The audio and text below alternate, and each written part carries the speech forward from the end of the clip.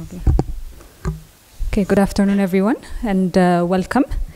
I think you all share with me and with the rest of the Office of the Prime Minister the excitement that we're all feeling with the announcement that came from the Nobel Peace Prize Committee, where His Excellency Abiy Ahmed, Prime Minister of the Federal Democratic Republic of Ethiopia, was awarded and acknowledged for his achievements in peace as the 2019 Nobel Peace Prize laureate.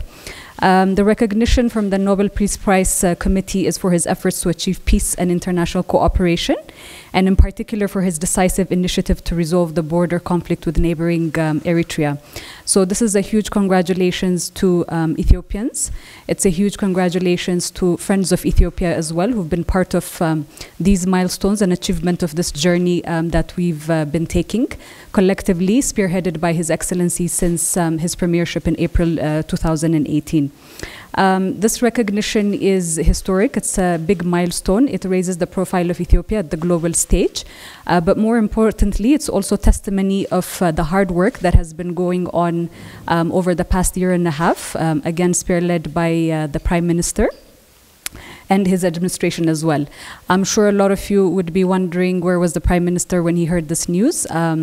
As part of the Unity Park inauguration that happened yesterday, we have had several IGAD heads of state within the country, and at that point in time, His Excellency Prime Minister Abdullah Hamdok was on an official state visit and also meeting with Prime Minister Abiy Ahmed at the time of the announcement.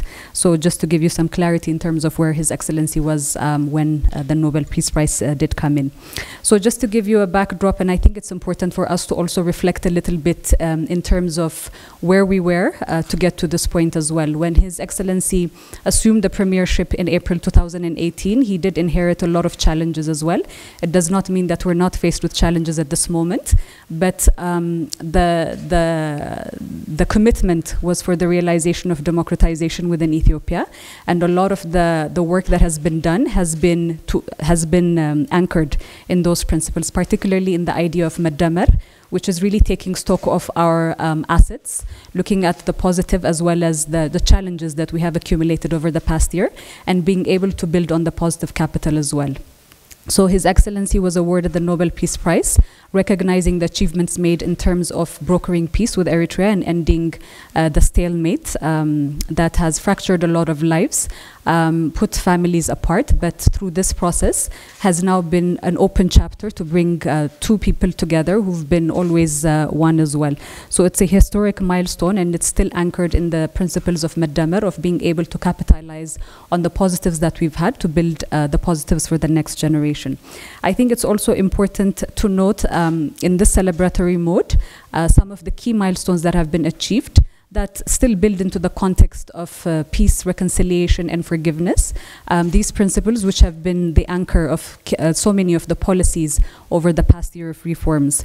And in terms of what has happened at the regional level, I had just mentioned that ending the stalemate between Eritrea and Ethiopia is one of the key measures undertaken, but also the peace process in South Sudan and the involvement and the encouragement of the Prime Minister as well as the Ethiopian government in trying to bring a resolution to the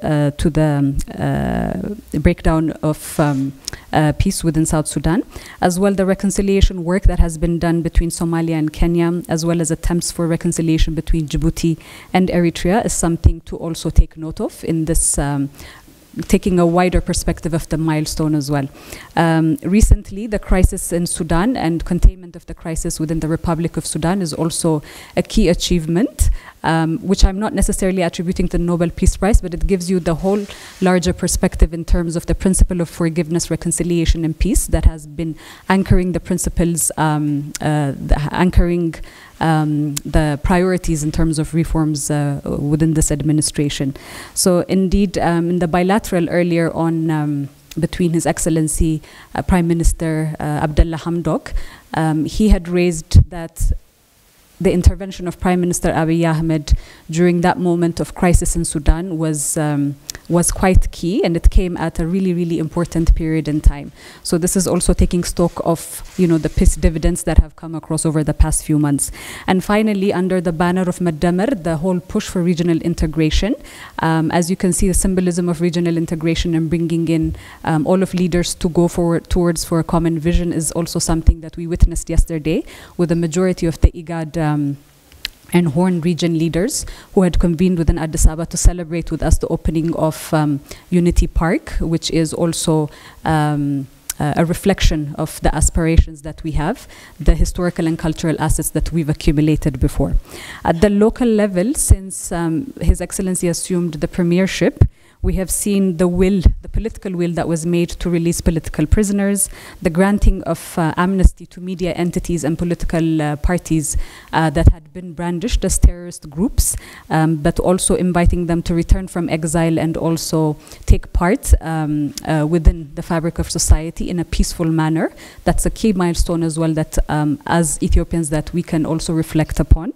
Again, the widening of the political space, facilitating reconciliation within rival groups, as well as religious groups as well. This is something that has been also key.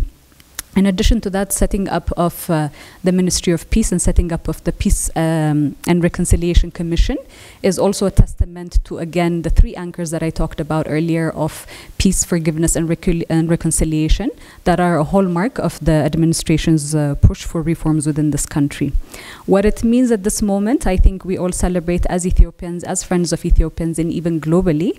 This is a milestone for all of us. It's a testament that if we have a resolve to work hard together for a common purpose and in alignment, a lot of the challenges that we have faced before, a lot of the challenges that we're facing currently is something that we can actually move over, that we can actually create a bridge to overcome this. So this is also a good day to call upon all Ethiopians to really mobilize and capitalize on this gain, because this win is not only the Prime Minister's win, but this is a win for all of Ethiopia. It's a win that's also putting us on the global stage. So it's an invitation for us to really move away from just the local level aspects of our engagement and really think in terms of how we can take Ethiopia to the global stage and compete at an international level. Again, I would like to end by saying that it does not necessarily mean that we don't acknowledge that we have challenges that we have to overcome, but it's also an input, and this is something that will catalyze the efforts that have been made so far in terms of taking sustained measures to take Ethiopia on the path of prosperity that we have already begun. Thank you very much.